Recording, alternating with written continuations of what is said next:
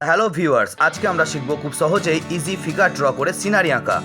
তো দেখো, প্রথমে আমি ছাতাটাকে বানিয়ে নিচ্ছি এবং ছোট্ট ছোট্ট স্টেপে ফিগারটাকে ড্র করে নিচ্ছি। খুব সহজেই কিন্তু আমরা এই ফিগারটাকে ড্র করতে পারবো।